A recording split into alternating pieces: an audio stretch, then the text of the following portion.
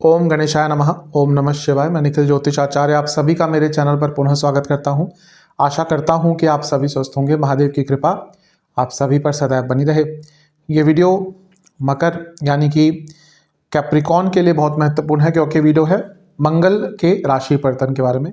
मंगल 28 दिसंबर को अपना राशि परिवर्तन कर रहे हैं। साल का अंतिम एक बड़ा राशि परिवर्तन होगा और यहाँ पर वो अपने मित्र ग्रह यानी कि बृहस्पति की राशि में प्रवेश कर जाएंगे और अपनी खुद की राशि को वृश्चिक को छोड़कर यहाँ पर आ जाएंगे। ये राशि परिवर्तन बहुत खास होगा क्योंकि एक मंगल उच्च अभिलाषी हो जाएंगे, क्योंकि जब फरवरी में दोबारा उनका राशि परिवर्तन होगा तो वो मकर में आएंगे, उच्च के हो जाएंगे, यानी कि अभी उच्च अभिलाषी हैं। और इसके साथ ही यहाँ पर बृहस्पति की दृष्टि भी है, नवपंचम योग भी है और परिवर्तन योग भी बन रहा है, क्योंकि मंगल बृहस्पति की राशि में है और बृहस्पति मंगल की राशि में है। ये बहुत ही एक्टिवेटेड मंगल है और मंगल कई चीज़ों के कारक हैं।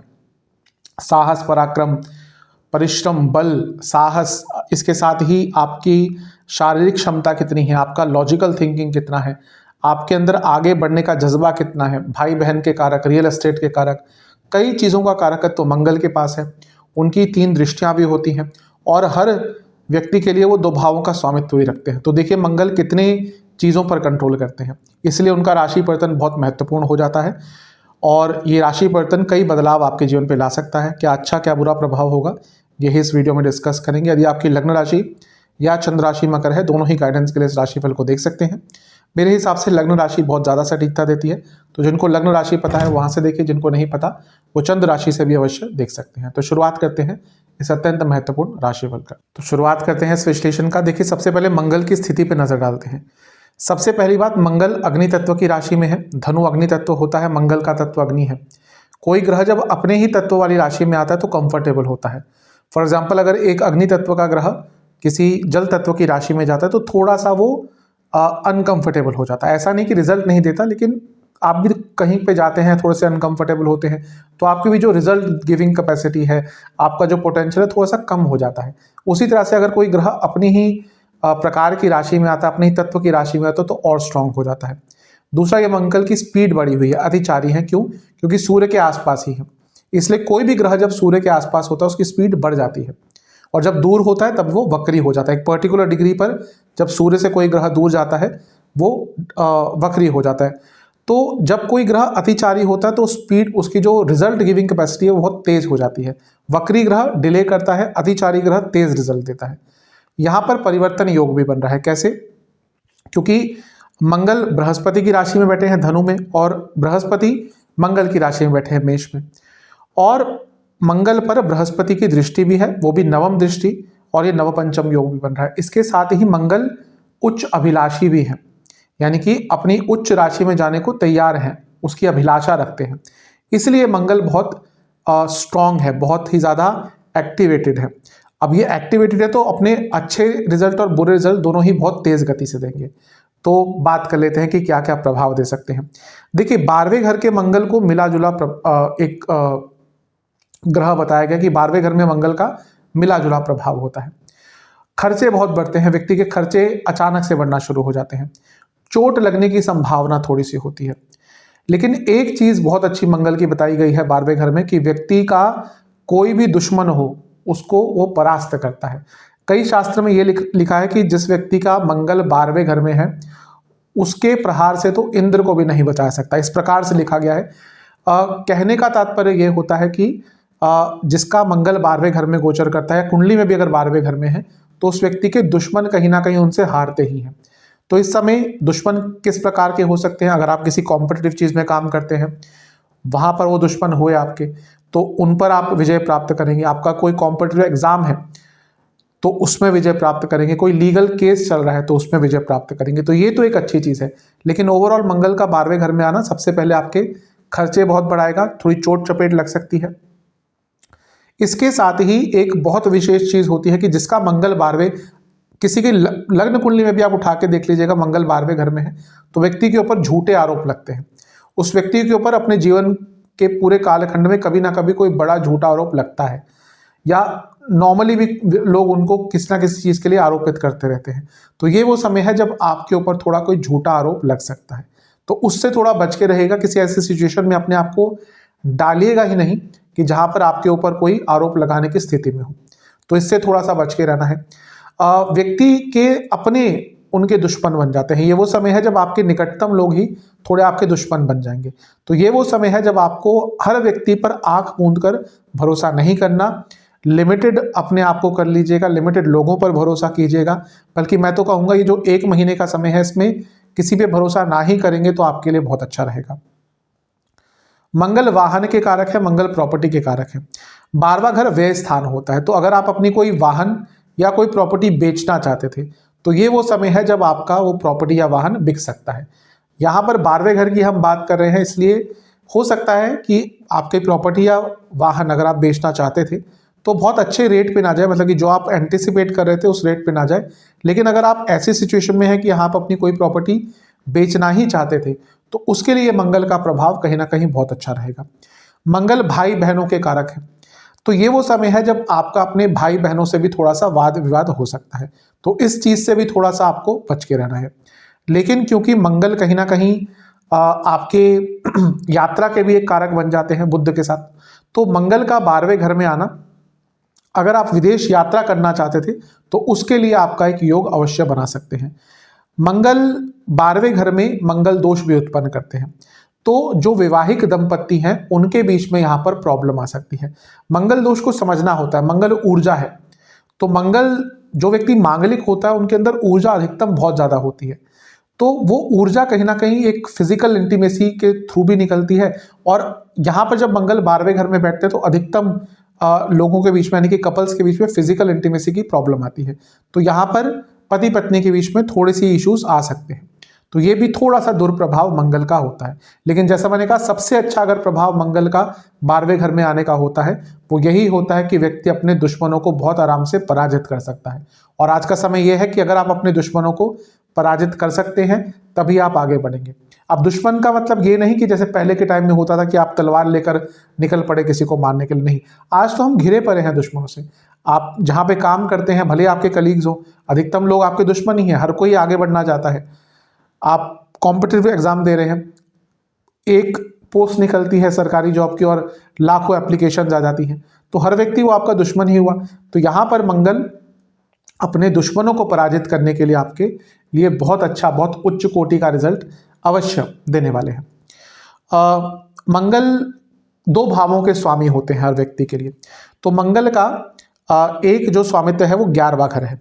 अब ये क्या बताता है कि लाभ स्थान के स्वामी 12वें घर में है, यानी कि विदेश से लाभ प्राप्त होगा। तो अगर आपका कुछ ऐसा कार्य है जिसमें विदेश का संबंध होता है तो आपको लाभ प्राप्त हो सकता है। या आप विदेश में काम ढूंढ रहे थे, विदेश में कुछ बिजनेस सेटअप करना चाह रहे थे, ये धन के लिए इंपॉर्टेंट होता है 11वां घर। और ये क्योंकि सप्तम से पंचम है, यानी कि बिजनेस के लिए भी इंपॉर्टेंट है। तो आपका बिजनेस कुछ ऐसा था जिसमें आप इन्वेस्टर्स, स्पेशली फॉरेन इन्वेस्टर्स ढूंढ रहे थे, उन लोगों के लिए समय बहुत अच्छा रहेगा। उनको फॉरेन से इन्वेस्टमेंट, फॉरेन से फंडिंग, फॉरेन से ग्रांट, ये सब प्राप्त हो सकता है। और जैसा मैंने कहा, आय स्थान के स्वामी 12वें घर में है, यानी कि विदेश से आय की संभावना बढ़ जाती है। लेकिन ये 11वां घर आय का होता है, 12वें घर में भी बैठे हैं, व्यय स्थान भी है, तो ये भी कहीं ना कहीं इंडिकेट करता है कि खर्चे थोड़े आपके यहाँ पर बढ़ते हुए दिख रहे हैं। मंगल आपके लिए 4थे घर के भी स्वामी है। अब ये भी पुनः इंडिकेट करा, जैसे मैंने केवल मंगल के कारकत्व पे बोला था कि प्रॉपर्टी आपकी बिक सकती है, यानी कि आप अगर बेचना चाह रहे थे तो प्रॉपर्टी बिक सकती है। यहाँ पर मंगल क्योंकि 4थे घर के स्वामी भी हैं, ये भी कहीं ना कहीं साफ इंडिकेट कर रहा है कि मंगल के स्वामित्व के कारण और कारकत्व के कारण अगर आप अपने बहुत लंबे अरसे से कोई प्रॉपर्टी बेचना चाहते थे तो उसका भी यहाँ पर बहुत सुंदर, बहुत स्ट्रॉन्ग योग एक बन रहा है जिसका आप लाभ उठा सकते हैं। और मंगल क्योंकि 4थे भाव के स्वामी है, जो आपका हुआ द फैमिली का स्थान, और मंगल बैठे हैं 12वें घर में जो हुआ तीर्थ स्थलों का स्थान। मंगल पर दृष्टि है बृहस्पति जो है धर्म के कारक, और यहाँ पर मंगल 12वें घर में बैठे और उन पर दृष्टि है। बहुत संभावना है कि आप अपनी फैमिली के साथ, अकेले भी जा सकते हैं, उसके भी योग बन ही रहे हैं, लेकिन यहाँ पे क्योंकि 4था भाव इन्वॉल्व हो गया कि आप अपनी फैमिली के साथ किसी धार्मिक यात्रा पर दिसंबर के अंत से फरवरी के शुरुआती भाग में जा सकते हैं। हो सकता है कई लोगों ने उसकी प्लानिंग भी कर ली हो, और यहाँ पर ये जो प्रभाव है ये भी दिखा रहा है कि आपको किसी तीर्थ स्थल का दर्शन इस समय में, इस कालखंड में प्राप्त हो सकता है। लेकिन पुनः यहाँ पर ध्यान देना है, चौथा भाव माता का होता है, 12वां घर कहीं ना कहीं अस्पताल, दवाइयों, बीमारियों का भी एक भाव होता है। तो माता जी की सेहत बिगड़ सकती है और घर के भी किसी सदस्य की सेहत बिगड़ सकती है। तो ये थोड़ा सा कष्टकारी हो सकता है। अब मैंने परिवर्तन योग की बात करी, जो आपके लिए परिवर्तन योग बन रहा है ये बहुत अच्छा नहीं है, क्योंकि चौथे भाव और 12वें भाव में अब जब परिवर्तन योग बनेगा यानी कि एक अच्छा संयोग नहीं बन रहा। खर्चे बहुत बढ़ेंगे, फैमिली में बहुत खर्चे होंगे, ये भी इंडिकेट कर रहा है कि फैमिली में अचानक से कोई बीमार पड़ सकता है और कलह कलेश अचानक से बढ़ जाएगा। कई बार आपने देखा होगा कि जब हम कहीं किसी तीर्थ स्थल पर घूमने जाते हैं या कहीं पे घूमने जाते हैं, अचानक से घर में लड़ाइयाँ शुरू हो जाती हैं। उसका कारण ये होता है कि हमारे आसपास कई कई नकारात्मक फोर्सेस होती हैं। उनको डिफाइन करना खैर वो तो अलग चीज़ हो जाती है, लेकिन कई आप मान सकते हैं कि कई नेगेटिव फोर्सेस होती हैं। तो वो हमें नहीं चाहती कभी भी कि हमारे घर में कहीं ना कहीं सुख शांति बनी रहे। जब हमारे घर में लड़ाइयाँ होती हैं तो जो नकारात्मक ऊर्जाएं होती हैं वो खुश होती हैं। जब हम अपने घर में एक दूसरे से कलह कलेश करते हैं तो नकारात्मक जो ताकतें होती है वो और स्ट्रांग होती हैं, उसी को दरिद्रता कहते हैं। तो यहाँ पर जब चौथे भाव के स्वामी 12वें घर में है और परिवर्तन योग बन रहा है, यानी कि घर में कलह कलेश बहुत हो सकता है। हो सकता है आप कोई धार्मिक अनुष्ठान कराने का सोचे और घर में उसको लेकर भी थोड़ा कलह कलेश हो जाए। तो ये जो परिवर्तन योग बन रहा है आपके लिए थोड़ा अच्छा नहीं है। खर्चे घर में भी और आपके पर्सनल भी काफ़ी बढ़ते हुए यहाँ पर दिख रहे हैं। तो इसको लेकर जितना आप कंट्रोल कर सकते हैं उतना आपके लिए यहाँ पर अच्छा रहेगा। अब बात करते हैं मंगल की 3 दृष्टियों की। मंगल की 3 दृष्टियां हैं, बहुत महत्वपूर्ण दृष्टियां हैं। अब उनकी बात करते हैं। मंगल की जो चौथी दृष्टि पड़ रही है वो पड़ेगी आपके तीसरे भाव पर। तीसरा भाव मंगल का कहीं ना कहीं बहुत शुभ स्थान है और क्योंकि मंगल आपके लिए चौथे भाव के स्वामी और अपने से 12वें स्थान पर दृष्टि डाल रहे हैं, यानी कि पुनः ये कंफर्म करा कि प्रॉपर्टी सेल करने के लिए तो आपका बहुत अच्छा समय है। कई बार होता है लोगों की प्रॉपर्टी अटक जाती है, वो सेल करना चाहते हैं, ये वो समय है जब आपकी प्रॉपर्टी बहुत आराम से निकल सकती है। और पुनः मंगल का तीसरे भाव पर जो प्रभाव है वो यात्रा के आपके योग बना सकता है। तो कई यात्राएं जो आप करना चाहते थे आने वाले समय में वो यात्राएं यहाँ पे संपूर्ण होंगी।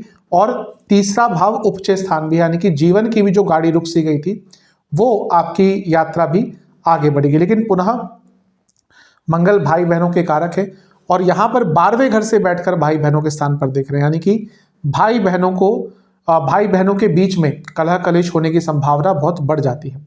और मंगल जब अग्नि तत्व के हैं और कम्युनिकेशन के स्थान को देखेंगे, यानी कि आपके पूरे कम्युनिकेशन, आपके पूरे डिमीनर, आपकी पूरी बॉडी लैंग्वेज में भी एक थोड़ी सी एग्रेशन आ जाएगी। तो उस पर भी जितना नियंत्रण करके रख सकते हैं उतना भी आपके लिए अच्छा रहेगा। मंगल की जो 7वीं दृष्टि है छठे भाव पर है, ये बहुत अच्छा होता है। मैं बता चुका हूँ कई बार, मंगल का छठे घर पर योगदान दृष्टि द्वारा या यहाँ पे बैठे भी हैं तो बहुत अच्छा होता है। और जैसा मैंने थोड़ी देर पहले बताया था कि जिनका मंगल 12वें घर में होता है वो अपने दुश्मन को पराजय करते हैं और ये भाव भी कंपटीशन का है। तो आपका कोई लीगल केस हो, कुछ कार्य अटक रहा हो, कोई सरकारी कार्य अटक रहा हो, आपका कोई कॉम्पिटिटिव एग्जाम हो, आपका कोई इंटरव्यू हो, आपके अपने कलीग से कंपटीशन हो, इन सब चीज़ों में आप कहीं ना कहीं अच्छा एक रिजल्ट अपने लिए लेकर आ पाएंगे। तो छठे भाव का यहाँ पर होना, प्रभावित होना मंगल द्वारा बहुत अच्छा रिजल्ट देगा। मंगल की जो 8वीं दृष्टि है वो पड़ेगी 7वें भाव पर। ये थोड़ा सा कष्टकारी हो सकता है, कारण एक ये तो मंगल की नीच की राशि है। तो जब कोई ग्रह अपनी नीच की राशि को देखता है तो उस भाव को थोड़ा सा नकारात्मक रूप से प्रभावित कर सकता है। मंगल दोष भी बना हुआ है, 7वें भाव पर मंगल का प्रभाव है, यानी कि मैरिड लाइफ में प्रॉब्लम्स अवश्य आएंगी। और इसके साथ ही क्योंकि ये मंगल का जो प्रभाव है ये भी बताता है कि आपके पति या पत्नी को छोटी मोटी चोट भी लग सकती है, उनकी तबीयत भी खराब हो सकती है। तो मैरिड लाइफ पर इसका नेगेटिव इम्पैक्ट पड़ेगा। मंगल दोष से भी बनता है और ये जो 7वें पर मंगल की 8वीं दृष्टि है, इसके कारण भी आपकी मैरिड लाइफ में प्रॉब्लम्स आ सकती है। इसके साथ ही ये जो 7वां भाव है थोड़ा इमेज का भी होता है और जैसे मैंने शुरू में कहा था कि आपके ऊपर कोई झूठा आरोप लगाने का प्रयास हो सकता है। इसका ये भी एक कारण होता है कि मंगल यहाँ से बैठकर अपनी नीच की राशि को देखेंगे जो 7वां भाव आपका बनता है। तो अपनी इमेज को लेकर बहुत ज़्यादा कॉन्शियस आपको रहना पड़ेगा, और वरना कई लोग आपके इमेज को खराब करने का प्रयास इस कालखंड में अवश्य करने वाले हैं। तो इन सब चीज़ों का जितना ध्यान देंगे आपके लिए अच्छा है। कार्य क्षेत्र के लिए कहीं ना कहीं ये चीज़ अच्छी रहेगी। क्यों? क्योंकि मंगल आपके लिए 11वें घर के स्वामी हैं और 10वें भाव से दूसरा घर बनता है वो, और वो कहीं ना कहीं 12वें घर में आकर साफ बताते हैं कि जो लोग विदेश संबंधित काम करते हैं उनको लाभ होगा। और आपके कार्य क्षेत्र में क्योंकि कंपटीशन वाला भाव इतना बढ़ गया है, तो आप अपने कार्य क्षेत्र में कॉन्फिडेंस आपके पास बहुत होगा। स्टूडेंट्स के लिए मैं बता चुका हूं अच्छा है। रिलेशनशिप में भी थोड़ा सा इसका नेगेटिव इंपैक्ट पड़ेगा, बहुत ज़्यादा नहीं, लेकिन सबसे ज़्यादा जो नेगेटिव इंपैक्ट पड़ेगा इसका वो आपकी इमेज और आपकी मैरिड लाइफ पर ही पड़ता हुआ दिख रहा है। सेहत की बात करें तो आपको स्लीप डिसऑर्डर्स तंग करेंगे, आपको गले के रोग तंग करेंगे, शोल्डर की कोई प्रॉब्लम तंग कर सकते हैं, शोल्डर के एरिया के आसपास की प्रॉब्लम तंग कर सकती है, एसिडिटी बहुत आपकी बढ़ जाएगी, पाचन में थोड़ा सा प्रॉब्लम हो सकता है। और इसके साथ ही यदि आपको किडनी की कोई प्रॉब्लम चल रही थी उनको भी थोड़ी दिक्कत परेशानी यहाँ पर बढ़ सकती है। आय की बात करते हैं। किसी भी बजरंग बली के मंदिर में जाकर एक नारियल अर्पण करना है और खीर का भोग लगाना है और ओम अंजनी पुत्राय नमः मंत्र का 108 बार जाप करना है। ये उपाय आप कर लेंगे, आपके लिए अवश्य मंगल महाराज अच्छा प्रभाव देंगे। आशा करता हूँ वीडियो आपके काम आएगी। चैनल पर नए हैं सब्सक्राइब कर लीजिए, वीडियो को लाइक कर लीजिए। अगली वीडियो में मिलूंगा, तब तक के लिए ओम नमः।